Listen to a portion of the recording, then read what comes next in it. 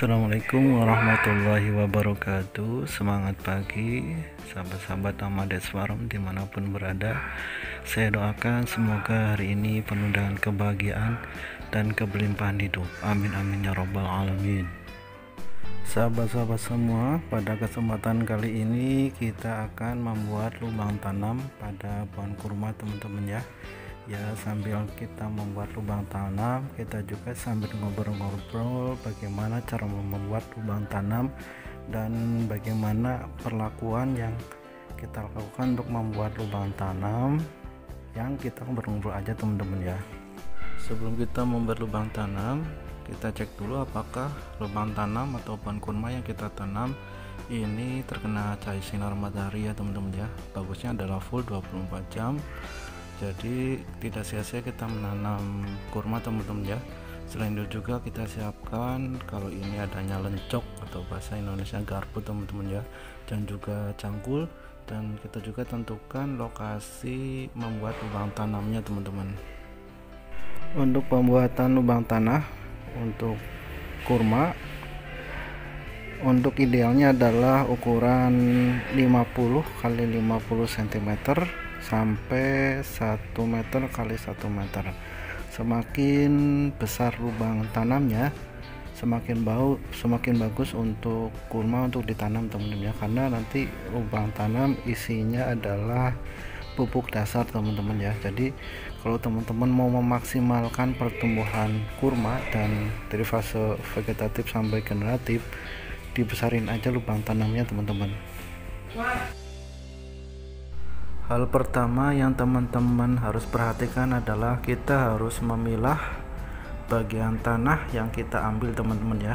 Jadi teman-teman, kita ambil bagian tanah yang paling atas atau top soil.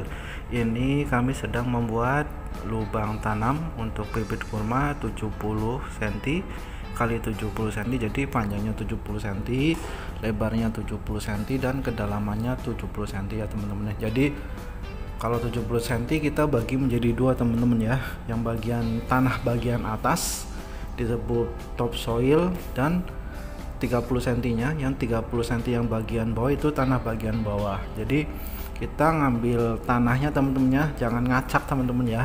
Kalau dari video ini kita ambil bagian top soilnya teman-teman ya, kita buang ke sebelah kiri teman-teman ya. Jadi 30 cm tanah di atas itu kita keduk dan kita taruh di sebelah kiri teman-teman ya. Teman-teman bisa lihat ini tanah diambil ke sebelah kiri, dimana tanah top soil ini banyak mengandung unsur humus teman-teman ya, banyak mengandung unsur hara.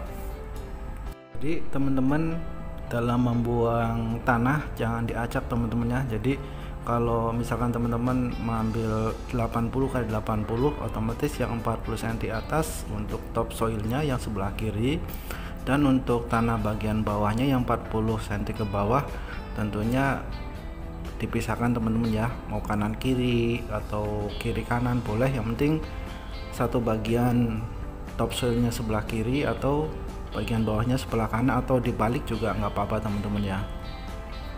Kenapa ini merupakan sangat penting pada pembuatan lubang tanah? Kita bagi menjadi dua kubu ya, yang top soil sebelah kiri, yang bagian bawah tanah sebelah kanan, karena ini nanti berfungsi pada penanaman bibit kurmanya teman-teman ya. Jadi nanti ketika kita menanaman justru malah dibalik teman-temannya, bagian top soil yang ke bawah dan bagian yang di bawah ini tetap di atas. Ini untuk agar bibit kurma ini menyerap banyak unsur hara teman-teman.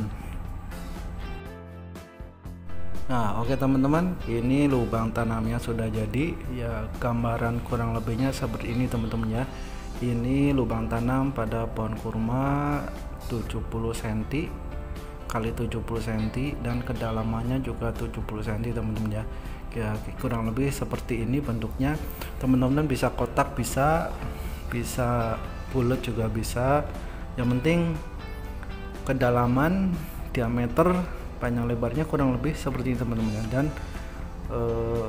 bagian atas top soil tanahnya juga diletakkan sebelah kiri, dan bagian bawahnya retakan sebelah kanan. Setelah sudah terjadi seperti ini, kita biarkan teman-teman ya selama 1 minggu agar cahaya matahari ini masuk ke dalam lubang tanam supaya patogen-patogen, jamur-jamur dan bakteri-bakteri yang tidak menguntungkan ini terkena sinar ultraviolet, jadi steril teman-teman ya.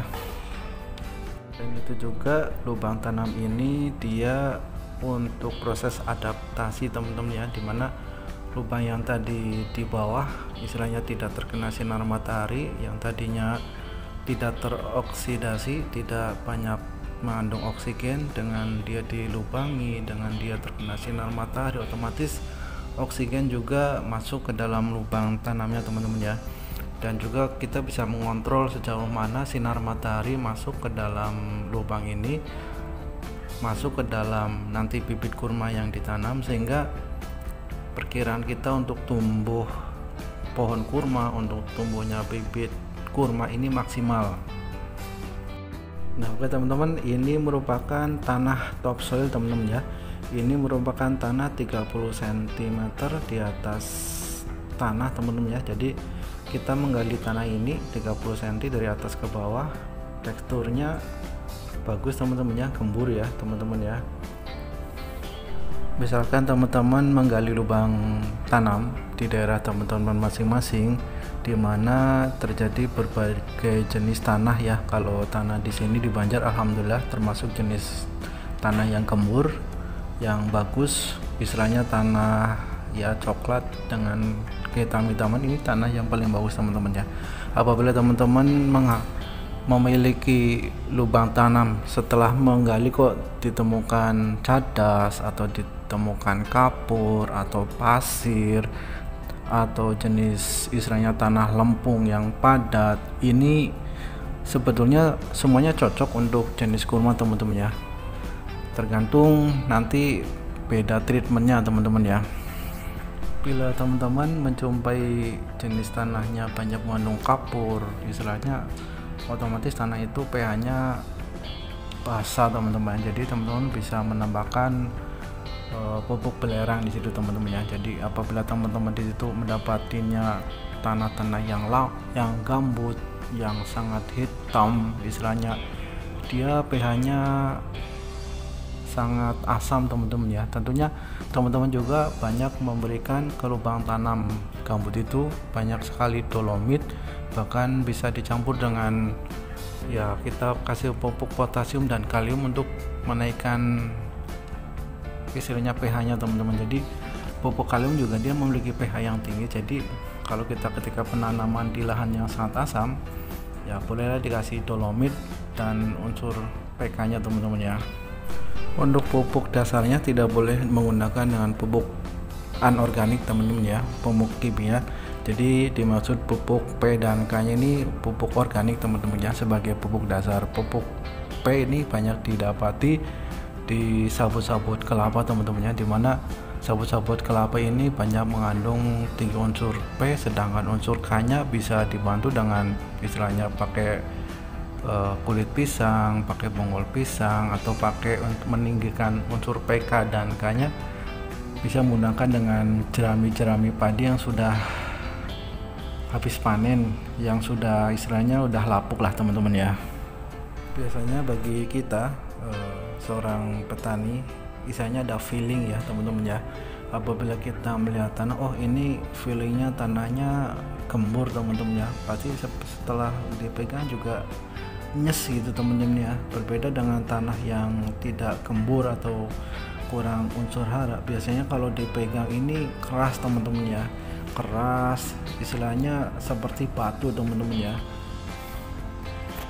Seperti contoh halnya dengan tanah yang di lapisan paling bawah teman-teman ya. Ini termasuk contoh tanah yang tingkat kesuburannya rendah teman-teman ya. Ini 30 cm di bawah. Nah, lihat teman-teman ya, ini di kepal-kepal dia keras teman-teman ya. Berbeda dengan tanah yang tadi yang di atas. Nah, setelah kita lubang ini kita biarkan selama 1 minggu teman-teman ya. Selain itu juga kita persiapkan untuk pupuk dasarnya teman-teman ya, bisa menggunakan dengan kohe yang sudah difermentasi atau dengan menggunakan kompos teman-teman ya. Yang tadi kita persiapkan juga unsur P atau K nya teman ya, seperti sabut kelapa atau jerami atau pakai organik yang lain untuk pupuk dasarnya teman-teman.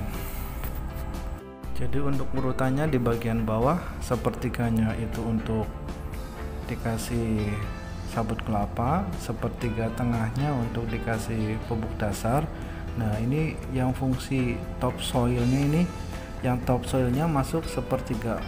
Nah sepertiga bagian atas teman-teman. Jadi bagian-bagian yang mengisi lubang ini sangat berisi dengan unsur hara, sedangkan bagian yang paling bawah tadi yang sebelah kanan untuk menguruk saja teman-teman. Oke teman-teman, mungkin demikian dulu bincang-bincang cara membuat lubang tanam untuk menanam bibit kurma teman-teman ya. Mudah-mudahan bermanfaat. Apabila banyak manfaatnya semua dari Allah, apabila banyak salaf dan hilaf dari saya sendiri, terima kasih. Semangat pagi, salam amal dan salam. Assalamualaikum warahmatullahi wabarakatuh.